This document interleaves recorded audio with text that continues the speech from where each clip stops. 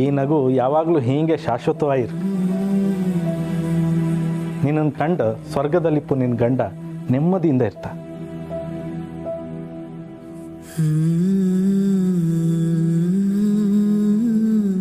ಇರು, ನಾವಿಬ್ರು ನೆನ್ ಬಿಟ್ಟು ಬತ್ತ.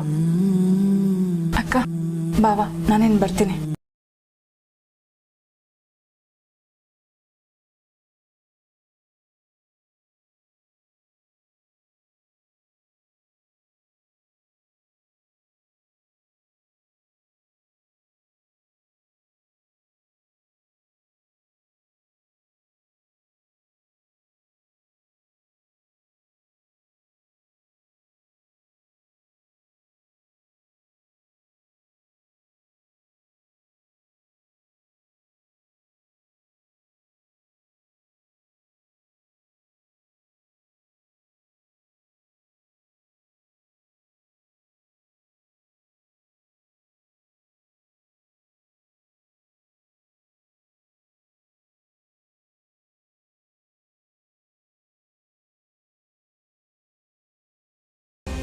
ಒಳ್ಳೆ ಕೆಲಸ ಮಾಡಿದ್ಮೇಲೆ ನಿಟ್ಟುಸಿರು ಬಿಡೋದು ಸಹಜ. ಭಗವಂತ, ಅಂದರೆ ನಾನು ಮಾಡಿದ ಒಳ್ಳೆ ಕೆಲಸನ ನಿನಗೆ ಮೆಚ್ಚುಗೆ ಆಯ್ತಾ? ಮೆಚ್ಚುಗೆ ಆಗದೆ ಇದ್ರೆ ನೀನು ಕೂಗಿದ್ರು ನಾನು ಬರ್ತಾ ಇರಲಿಲ್ವಲ್ಲ ಶಿವಪ್ರಸಾದ್? ಹಾಂ, ಹೌದೌದು. ಥ್ಯಾಂಕ್ ಯು ಭಗವಂತ, ಥ್ಯಾಂಕ್ ಯು. ನೀನು ಯಾವಾಗಲೂ ನನ್ನ ಅಂತರಾತ್ಮದಲ್ಲಿ ಕೂತ್ಕೊಂಡು ಈ ಥರ ಒಳ್ಳೆ ಕೆಲಸ ಮಾಡು, ಒಳ್ಳೆ ಕೆಲಸ ಮಾಡು ಅಂತ ಹೇಳ್ತಾ ಇರು. ನಾನು ಅದನ್ನೇ ಮಾಡ್ತಾ ಇರ್ತೀನಿ. ಆದರೂ ನನಗೊಂದು ಡೌಟು ಭಗವಂತ. ಒಂದು ಹೆಣ್ಣು ತನ್ನ ಗಂಡನನ್ನು ಕಳ್ಕೊಳ್ಳೋದು ಅಂತಹ ದೊಡ್ಡ ಅಪರಾಧನ? ಮೊದಲೇ ನೊಂದಿರೋ ಜೀವ, ಅದರ ಮೇಲೆ ವಿಧವೆ ಅನ್ನೋ ಹೆಸರಲ್ಲಿ ಇನ್ನಷ್ಟು ನೋಯಿಸ್ಬೇಕಾ? ಶಿವಪ್ರಸಾದ್, ನಾನು ನಿನಗೆ ಅವತ್ತೇ ಒಂದು ಮಾತು ಹೇಳಿದ್ದೆ. ಈ ಹುಟ್ಟು, ಸಾವು ಮತ್ತು ಹಸುವು ನಿನ್ನ ಕೈಯಲ್ಲಿಲ್ಲ ಅಂತ. ಹಸುವನ್ನಾದರೂ ಹೊಟ್ಟೆ ತುಂಬಿಸಿ ಮುಂದೂಡ್ಬೋದು, ಆದರೆ ಹುಟ್ಟು ಸಾವು ಸಾಧ್ಯ ಇಲ್ಲ. ಯಾಕಂದ್ರೆ ಹಸಿವು ಅನ್ನೋದು ವಾಸಿಯಾಗದೇ ಇರುವಂತ ಶಾಶ್ವತವಾದ ಕಾಯಿಲೆ. ಅದಕ್ಕೆ ಊಟವೇ ಔಷಧಿ. ಆದರೆ ಈ ಹುಟ್ಟು ಸಾವನ್ನ ಮುಂದೂಡೋದಕ್ಕಾಗ್ಲಿ ಅಥವಾ ಮೊದಲೇ ಬರೋ ರೀತಿ ಮಾಡೋದಕ್ಕಾಗ್ಲಿ ಸಾಧ್ಯನೇ ಇಲ್ಲ. ನಿಮ್ಮ ಕೈಲಿಲ್ಲದ ಈ ಹುಟ್ಟು ಸಾವಿಗೆ ಇನ್ಯಾರನ್ನೋ ದೂಷಿಸೋದು ಎಷ್ಟು ಸರಿ? ಪತಿಯ ಸಾವಿಗೆ ಪತ್ನಿಗೆ ಶಿಕ್ಷೆಯಾಗುವುದು ಸರಿ ಎಂದಾದರೆ ಪತ್ನಿಯ ಸಾವಿಗೆ ಪತಿಗೂ ಶಿಕ್ಷೆಯಾಗಬೇಕಲ್ಲವೇ? ನನ್ನ ಪ್ರಶ್ನೆನೂ ಇದೆ ಭಗವಂತ. ಆದರೆ ಈ ಪುರುಷ ಪ್ರಧಾನ ಶಿವಪ್ರಸಾದ್, ಸಮಾಜದಲ್ಲಿ ಪ್ರಧಾನವಾದದ್ದು ಯಾವುದೂ ಇಲ್ಲ. ಎಲ್ಲವೂ ನಿಧಾನವೇ. ಸಾಮಾಜಿಕ ಪಿಡುಗುಗಳಾದ ಬಾಲ್ಯ ವಿವಾಹ, ಸತಿ ಸಹಗಮನ, ಕೇಶಮುಂಡನ ಇವೆಲ್ಲವೂ ಮರೆಯಾದದ್ದು ನಿಧಾನವಾಗಿಯೇ ತಾನೆ. ಹಾಗೆಯೇ ಕೆಲವೊಂದು ಆಚರಣೆಗಳು ಕಾಲಕ್ರಮೇಣವಾಗಿ ಮರೆಯಾಗುತ್ತಾ ಹೋಗುತ್ತವೆ. ಅಲ್ಲಿಯವರೆಗೂ ಕಾಯಬೇಕೆಂದಿಲ್ಲ. ನಿಮ್ಮ ಸುತ್ತಲಿನ ಆಶಾ ಅಂತ ಹೆಣ್ಣು ಮಗುವಿನ ಜೊತೆಗೆ ಬೆಂಬಲವಾಗಿ ನಿಲ್ಲಿ, ಹಂಬಲಕ್ಕೆ ಪುಷ್ಟಿ ನೀಡಿ. ಇಷ್ಟು ಸಾಕು. ಇಲ್ಲಿ ಬರುವಾಗಲೂ ಒಂಟಿ, ಹೋಗುವಾಗಲೂ ಒಂಟಿ. ಯಾರ ಬರುವಿಕೆಯಿಂದಾಗಲಿ ಯಾರ ಅಗಲುವಿಕೆಯಿಂದಾಗಲಿ ಯಾರ ಜೀವನದಲ್ಲೂ ವ್ಯತ್ಯಾಸವನ್ನುಂಟು ಮಾಡುವುದಿಲ್ಲ. ಇಲ್ಲಿ ಎಲ್ಲವೂ ಕ್ಷಣಿಕ, ಎಲ್ಲವೂ ಕ್ಷುಲ್ಲಕ. ದಶ ದಿಕ್ಕುಗಳಲ್ಲಿ ಹರಡುವ ಬೆಳಕೆ ಸಂಜೆಯ ವೇಳೆಗೆ ಕತ್ತಲಿನಡೆಗೆ ಸರಿಯುವುದು. ಹಾಗೆ ಕಡು ಕತ್ತಲಿನ ಭಯವು ಬೆಳಗಾಗುವುದರೊಳಗೆ ಮಾಯವಾಗಿ ಹೋಗುವುದು. ಪ್ರಕೃತಿಯಲ್ಲೇ ಇಷ್ಟು ವ್ಯತ್ಯಾಸವಿರುವಾಗ ಹುಲುಮಾನವರು ನೀವು ಇನ್ಯಾವ ಲೆಕ್ಕ? ಹಾಗಿದ್ದ ಮೇಲೆ ಹೆಣ್ಣಿಗೇಕೆ ಈ ವ್ಯತ್ಯಾಸ? ಇದು ಸಲ್ಲದು. ಹೆಣ್ಣು ಹುಟ್ಟಿದ ಕ್ಷಣದಿಂದಲೂ ಮಣ್ಮುಟ್ಟುವ ಕ್ಷಣದವರೆಗೂ ಆಕೆಯ ಅಸ್ತಿತ್ವವನ್ನು ಯಾರಿಂದಲೂ ಕಸಿಯಲಾಗದು, ಕಸಿಯಲೂ ಬಾರದು. ಹೆಣ್ಣು ನದಿ, ತಡೆಯಲಾಗದು. ಹೆಣ್ಣು ಸಾಗರ, ಹಿಡಿಯಲಾಗದು. ಹೆಣ್ಣು ಚಂಡಮಾರುತ, ಎದುರಿಸಲಾಗದು. ಹೆಣ್ಣು ನಕ್ಷತ್ರ, ಎಣಿಸಲಾಗದು. ಹೆಣ್ಣು ಪ್ರಕೃತಿ, ಮಣಿಸಲಾಗದು. ಹೆಣ್ಣು ಮಾಯೆ, ಅರ್ಥವಾಗದು. ಹೆಣ್ಣು ಮಾತೆ, ಅನರ್ಥವೇ ಆಗದು. ಕಂಬನಿ ಸುರಿಸುವ ಹೆಣ್ಣಿಗೆ ಇಬ್ಬನಿಯಂತೆ ಜೊತೆಯಾಗಿ, ತಬ್ಬಲಿಯಾಗಿರುವ ಹೆಣ್ಣಿಗೆ ಹೆಬ್ಬುಲಿಯಂತೆ ಕಾವಲಾಗಿರಿ. ಆದರೆ ಯಾರಿಗೂ ನೋಯಿಸದಿರಿ. ಸಾಧ್ಯವಾದಷ್ಟು ಇನ್ನೊಬ್ಬರಿಗೆ ಹೆಗಲಾಗಿರಿ. ಏಕೆಂದರೆ ನೀವು ಹೋದಾಗಲೂ ನಿಮಗೆ ಇನ್ನೊಬ್ಬರ ಹೆಗಲು ಸಿಗಬಹುದು. ಇಲ್ಲವಾದರೆ ಜಗದೊಳಗೆ ಹುಡುಕಿದರೂ ಮೃಗವಾದರೂ ಸರಿ, ಖಗವಾದರೂ ಸರಿ, ಹಗಲಾದರೂ ಸರಿ, ಇರುಳಾದರೂ ಸರಿ, ಯಾರ ಹೆಗಲೂ ಸಿಗಲಾರದು. ಇದೇ ಶುದ್ಧ ಜೀವನದ ಸಿದ್ಧ ಸೂತ್ರ. ತೋರಿಸೋಕೆ ಅಂತ ಭೂಮಿಗೆ ಬಂದ ಭಗವಂತ, ತಾಳೆಂದರೇನಂತ ತೋರಿಸೋಕೆ ಅಂತ ಭೂಮಿಗೆ ಬಂದ ಭಗವಂತ.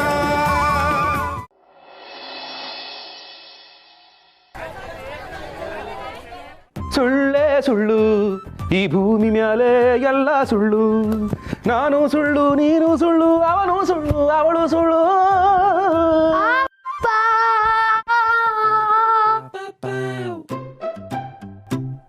ಹೇ, ಎಲ್ಲೇ ಇದ್ರು ಪಲ್ಲಿ ಗೋಡೆ ಮೇಲೆ ಅಂಟ್ಕೊಳ್ಳೋದು ಕಾಮನ್. ಆದ್ರೆ ಮಗ ಈ ತರ ಅಪ್ಪನ್ನ ಅಂಟ್ಕೊಳ್ಳೋದು ಇಟ್ಸ್ ನಾಟ್ ಕಾಮನ್.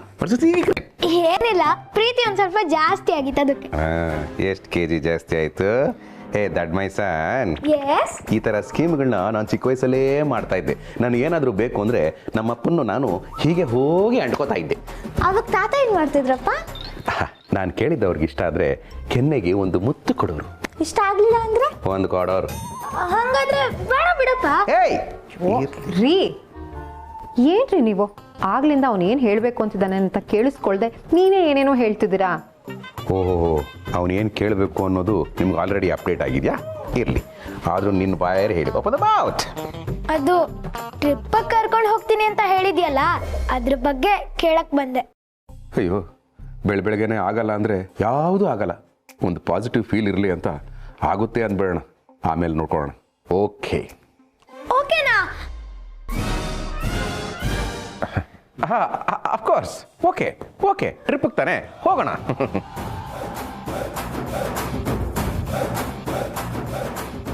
ರೀ, ನಿಜವಾಗ್ಲೂನಾ? ಮತ್ತೆ ಸುಮ್ಮನೆ ಟ್ರಿಪ್ ಹೋಗ್ತೀರಿ ಅಂತ ಹೇಳೋದಕ್ಕೆ ನಾನೇನು ಮಾರ್ಚ್ 3ನೇ ತಾರೀಕು ನಂಜನಗೂಡು ಹೋಗೋ ರಾಜೇಂದ್ರ ಪೊನ್ನಪ್ಪನ? I am Shivaprasad, working in Raja ಚಡ್ಡಿ ಮತ್ತು ಬನಿಯನ್ಗಳು ನೀವು ಹೊರಗೂ ಹಾಕೋಬಹುದು. ಅಪ್ಪ, ನನ್ನ ಹತ್ರ ಟ್ರಿಪ್ದು ಫುಲ್ ಪ್ಲಾನ್ ಇದೆ. ನಾವ್ ಯಾವಾಗ ಹೋಗೋದು, ಏನೇನ್ ತಗೊಳ್ಳೋದು, ಎಲ್ಲಿ ಉಳ್ಕೊಳ್ಳೋದು ಎಲ್ಲ ರೆಡಿ ಮಾಡ್ಕೊಂಡಿದ್ದೀನಿ. ನಾವ್ ಯಾವಾಗ ಹೋಗ್ತಿದೀವಪ್ಪ?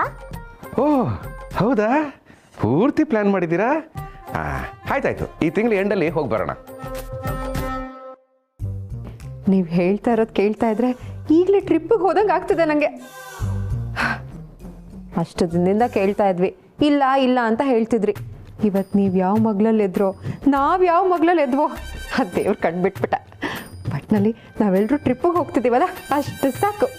ಗಿರಿ, ನಿಮಗಳು ಖುಷಿ ಮುಂದೆ ನನಗಿನ್ನೇನು ಬೇಡ. ಇಷ್ಟೇನಾ ಅಥವಾ ಬೇರೆ ಏನಾದರೂ ಬೇಡಿಕೆ ಇದೆಯಾ? ಹಾಂ ರೀ, ಸಂಜೆ ಬರಬೇಕಾದ್ರೆ ಯಾವುದಾದ್ರೂ ಕನ್ನಡ ಸಿನಿಮಾದ ಟಿಕೆಟ್ ತೊಗೊಂಬನ್ನಿ, ನಾವೆಲ್ಲರೂ ಒಟ್ಟಿಗೆ ಹೋಗಿ ಬರೋಣ. ಹಾಂ ಹಾಂ, ಇದಲ್ವಾ ಆಸೆ ಅಂದರೆ? ಕನ್ನಡಿಗರು ಕನ್ನಡ ಸಿನಿಮಾ ನೋಡಿದ್ರೆ ತಾನೇ ಕನ್ನಡ ಚಿತ್ರೋದ್ಯಮ ಬೆಳೆಯೋದು, ಲಕ್ಷಾಂತರ ಜನರ ಜೀವನ ನಡೆಯೋದು. ಖಂಡಿತ ತರ್ತೀನಿ. ನನ್ ಮುದ್ದು ಅಪ್ಪ, ಥ್ಯಾಂಕ್ ಯು. ನಿನ್ಗಿಂತ ಮುಂಚೆ ಅವ್ರು ನನಗಪ್ಪ. Thank you. ಅಯ್ಯೋ, ಹೇಳಿದ ಒಂದು ಸುಳ್ಳು, ಅದಕ್ಕೆ ಈ ಲೆವೆಲ್ ಖುಷಿನಾ? ಏನೇ ಆಗಲಿ, ಸತ್ಯ ಕೊಡೋ ನೋವಿಗಿಂತ ಸುಳ್ಳು ಕೊಡೋ ಖುಷಿನೇ ಜಾಸ್ತಿ. ಇವತ್ತೇನಾದರೂ ಆಗಲ್ಲ ಅಂದಿದ್ರೆ ರಂಪ ಮಾಡಿ ಸಂಪಲ್ಲಿರೋ ಪಂಪಲ್ಲಿ ನೆನೆಸ್ಬಿಟ್ಟಿರೋರು. ಇಟ್ಸ್ ಓಕೆ, ಸುಳ್ಳಿಗೆ ಕೊನೆಗೂ ಬೆಲೆ ಬಂತು. ರೀ, ಏನ್ರಿ ಯೋಚನೆ ಮಾಡ್ತಿದ್ದೀರಾ? ಏನಿಲ್ಲ ಗಿರಿ, ಮಕ್ಕಳು ಅಪ್ಕೊಂಡ್ರು ಮಕ್ಕಳಮ್ಮ ಸುಮ್ಮನೆ ನಿಂತಿದ್ದಾರಲ್ಲ ಅಂತ ಯೋಚನೆ ಮಾಡ್ತಿದ್ದೀನಿ. ಅಯ್ಯೋ ರೀ, ಯಾವಾಗ ನೋಡಿದ್ರು ತಮಾಷೆನೆ. ಹೋಗಿಪ್ಪ. ನಾಚ್ಕೊಂಬಿಟ್ಲು. ನೀವು ಹೋಗಿಪ್ಪ. ಬರ್ತೀನಿ. ಬಾಯ್ ಬಾಯ್ ಬಾಯ್ ಬಾಯ್. ಸುಳ್ಳು ಹೇಳೋದು ಸಹಜ ಕಣು ಸೊಳ್ಳೆ. ವಾಹನ ಚಲಾಯಿಸುವಾಗ ಮೊಬೈಲನ್ನು ಬಳಸಬೇಡಿ, ಅದು ನಿಮ್ಮ ಯೋಗಕ್ಕೂ ಆರೋಗ್ಯಕ್ಕೂ ಹಾನಿಕಾರಕ. ಗಾಡಿಯನ್ನು ಸೈಡಿಗೆ ನಿಲ್ಲಿಸಿ ಮೊಬೈಲನ್ನು ಸ್ವೀಕರಿಸಿ.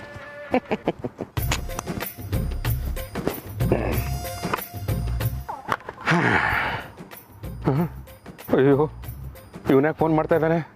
ಭಗವಂತ ನಿನ್ನ ಮೇಲೆ ಭಾರ ಹಾಕಿ ರಿಸೀವ್ ಮಾಡ್ತೀನಿ. ನಮಸ್ಕಾರ ಸರ್, ಚೆನ್ನಾಗಿದ್ದೀರಾ ಸರ್?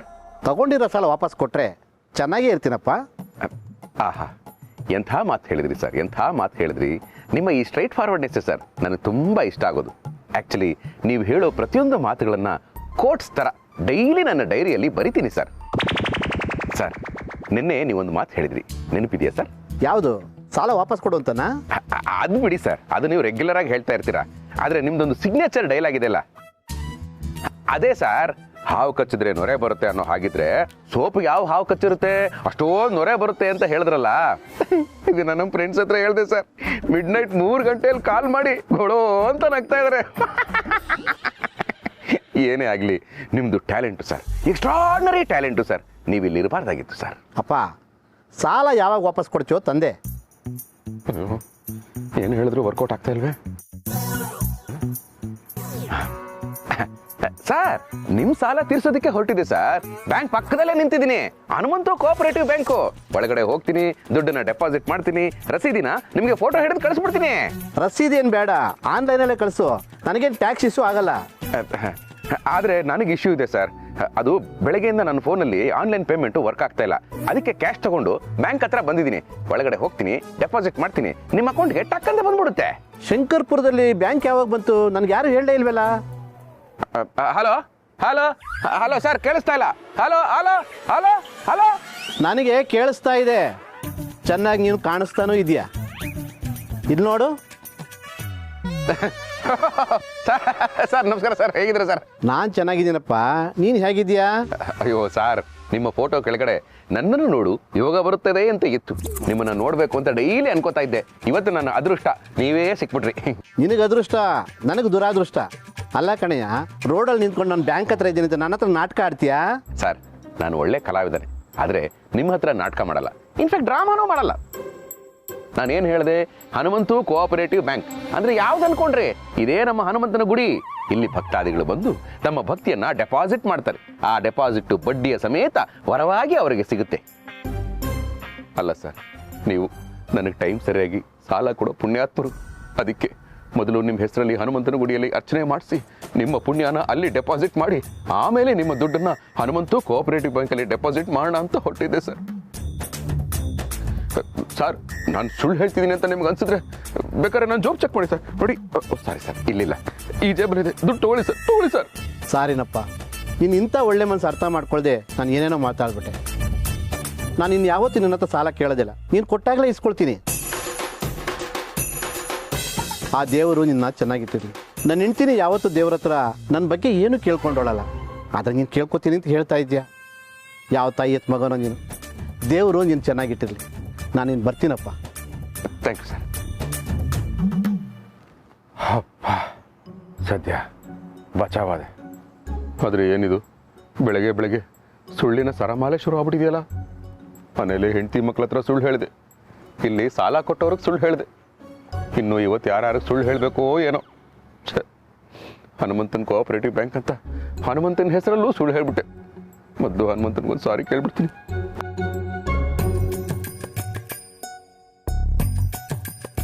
ಅಪ್ಪ ವಾಯುಪುತ್ರ, ರಾಮದೂತ, ಅಂಜನಾಸುತ, ಜೀವನದಲ್ಲಿ ಒಂದೇ ಒಂದು ಸುಳ್ಳು ಹೇಳದೇ ಇರೋನು ಧರ್ಮರಾಯ ಅಂತಾರೆ. ಅಶ್ವತ್ಥಾಮ ಹತ ಕುಂಜರಹ, ಅಶ್ವತ್ಥಾಮ ಅನ್ನೋ ಆನೆ ಸತ್ತೋಯ್ತು ಅಂತ ಸುಳ್ಳು ಹೇಳ್ತಾನೆ. ಅಷ್ಟೇ ಯಾಕೆ, ನೀನು ಎಷ್ಟೇ ಧರ್ಮವಾಗಿ ನಡ್ಕೊಂಡ್ರು ಒಂದ್ಸರಿ ಸುಳ್ಳು ಹೇಳಿರ್ಲಿಲ್ವಾ? ಏನು ಸುಳ್ಳು ಅಂತ ಕೇಳ್ತೀಯಾ? ಅದೇ ನನ್ನ ಕೈಲಿ ಸಮುದ್ರ ಹಾರಕ್ಕಾಗಲ್ಲ ಅಂತ ಹೇಳಿದ್ದಲ್ಲ, ಅದು ಸುಳ್ಳು ತಾನೆ. ಸಂದರ್ಭಕ್ಕೆ ತಕ್ಕ ಹಾಗೆ ವಾಯುಪುತ್ರ ನೀನೇ ಸುಳ್ಳು ಹೇಳಿರ್ಬೇಕಾದ್ರೆ ಇನ್ನು ನಾವು ಹುಲುಮಾನವರು, ನಾವು ಯಾವ ಲೆಕ್ಕ? ಇಷ್ಟೆಲ್ಲ ಪೀಠಿಕೆ ಯಾಕೆ ಹಾಕ್ತಾ ಇದ್ದೀನಿ ಅಂದರೆ, ಇವತ್ತು ಸಂದರ್ಭಕ್ಕೆ ತಕ್ಕ ಹಾಗೆ ನಾನು ಸಿಕ್ಕಾಪಟ್ಟೆ ಸುಳ್ಳು ಹೇಳ್ಬಿಟ್ಟಿದ್ದೀನಿ. ಅಷ್ಟೇ ಯಾಕೆ, ನಿನ್ನ ಹೆಸರಲ್ಲೇ ಹನುಮಂತು ಕೋಆಪರೇಟಿವ್ ಬ್ಯಾಂಕ್ ಅಂತ ಸುಳ್ಳು ಹೇಳ್ಬಿಟ್ಟೆ. ಅದಕ್ಕೆ ನಾನು ಮಾಡಿರೋ ತಪ್ಪನ್ನೆಲ್ಲ ನಿನ್ನ ಹೊಟ್ಟೆಗೆ ಹಾಕ್ಕೊಂಡು ದಯವಿಟ್ಟು ಕ್ಷಮಿಸ್ಬಿಡು. ಇಷ್ಟೊತ್ತು ಕೇಳ್ಕೊಂಡಿದ್ದು ಮಾಡಿರೋ ತಪ್ಪಿಗೆ, ಈಗ ಕೇಳ್ಕೊಳ್ತಾ ಇರೋದು ಮಾಡೋ ತಪ್ಪಿಗೆ. ಯಾಕೆಂದರೆ ಇವತ್ತು ಏನೇನು ಸಂದರ್ಭ ಬರುತ್ತೋ, ಎಷ್ಟೆಷ್ಟು ಸುಳ್ಳು ಹೇಳಬೇಕಾಗಿ ಬರುತ್ತೋ, ಮೊದಲೇ ನಾನು ಸುಳ್ಳು ಹೇಳಕ್ಕೆ ಸರಿಯಾಗಿ ಬರಲ್ಲ. ನೀನೇ ನನ್ನ ಬ್ಯಾಕ್ಗ್ರೌಂಡಲ್ಲಿ ನಿಂತ್ಕೊಂಡು ಸುಳ್ಳು ಹೇಳಕ್ಕೆ ಹೆಲ್ಪ್ ಮಾಡಬೇಕು. ಸುಳ್ಳ? ಚಾನ್ಸ್ ಇಲ್ಲ ಬ್ರೋ.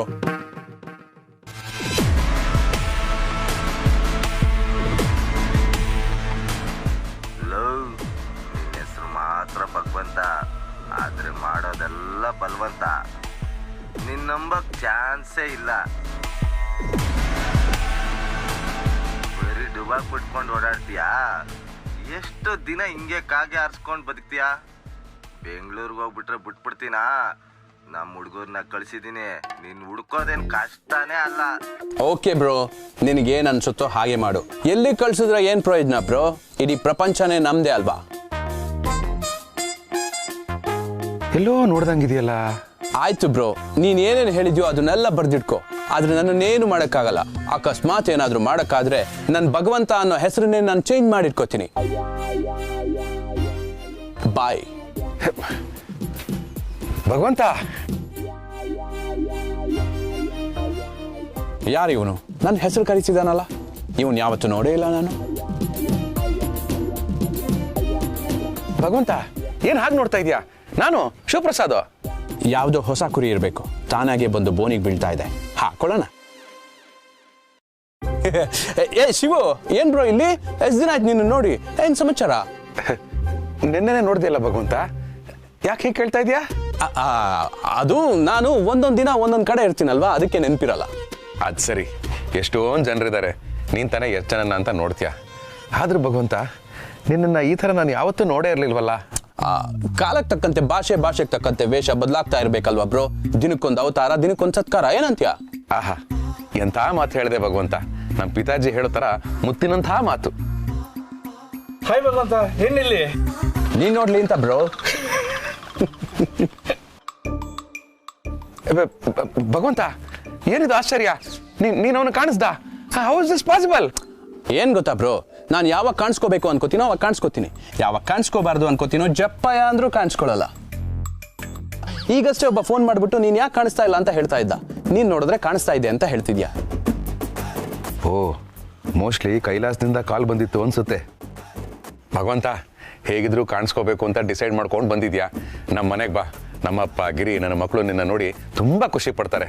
ಮನೆಗ? ಹಾ, ಹೆಂಗಿದ್ರು ಊರ್ ಬಿಟ್ಟು ಈ ಊರಿಗೆ ಬಂದಿದ್ದೀನಿ. ಅವನು ಬೇರೆ ಹುಡುಗರನ್ನ ಕಳಿಸ್ತೀನಿ ಅಂತ ಅಂದಿದ್ದಾನೆ. ಸ್ವಲ್ಪ ದಿನ ಇಲ್ಲೇ ಉಳ್ಕೊಂಡು ಆಮೇಲೆ ಅಭ್ಯಾಸ ಆಗ್ಬೋದು. ಆಯ್ತು ಬ್ರೋ, ಅದಕ್ಕೇನಂತೆ. ಬಾ ಬ್ರೋ, ಹೋಗೋಣ. ಇಷ್ಟು ಈಸಿಯಾಗಿ ಒಪ್ಕೊಂಬಿಟ್ಟ? ಮತ್ ನಾವು ಗೊತ್ತಲ್ವಾ ಬ್ರೋ, ಹೆಂಗ್ ಬೇಕೋ ಹಂಗೆ, ಟೆನ್ಷನ್ ಯಾಕೆ ನಿಂಗೆ ಅನ್ನೋ ಮೆಂಟಾಲಿಟಿ ಇರೋ ಜನ. ಬಾ ಬ್ರೋ, ಹೋಗೋಣ. ಮನೆ ಈ ಕಡೆ. ಸರಿ.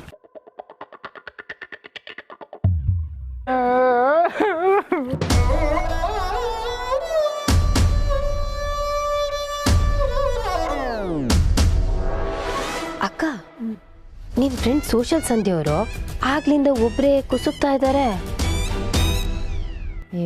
ಅವ್ರು ಕುಸುಕ್ತಾ ಇಲ್ಲ ಕಣೆ, ಬಟ್ಟೆನ ಕಸಕ್ತಾ ಇದಾರೆ. ಇಲ್ಲ ಅಕ್ಕ, ಅವ್ರ ಕಣ್ಣು ಮೂಗು ನೋಡು. ಕಣ್ಣಲ್ಲಿ ಇರ್ಬೇಕಾಗಿರೋ ನೀರು ಅರ್ಧ ಮೂಗಿಗೆ ಡಿವೈಡ್ ಆಗಿ ಸ್ವರ ಸ್ವರ ಅಂತಿದ್ದಾರೆ. ಹೌದಾ? ಇರು, ಕೇಳಿ ನೋಡ್ತೀನಿ. ಸಂಧ್ಯವ್ರೆ, ಯಾಕ್ರಿ, ಏನಾಯ್ತು? ಗಿರ್ಜವ್ರೆ, ಇವಾಗ ಕೇಳ್ತೀರಾ ಅವಾಗ ಕೇಳ್ತೀರಾ ಅಂತ ನಾನು ಕಾದು ಕಾದು ಸಾಕಾಗೋಯ್ತು ಕಣ್ರಿ. ಸದ್ಯ ಇವಾಗ್ಲಾದ್ರೂ ಕೇಳಿದ್ರಲ್ಲ.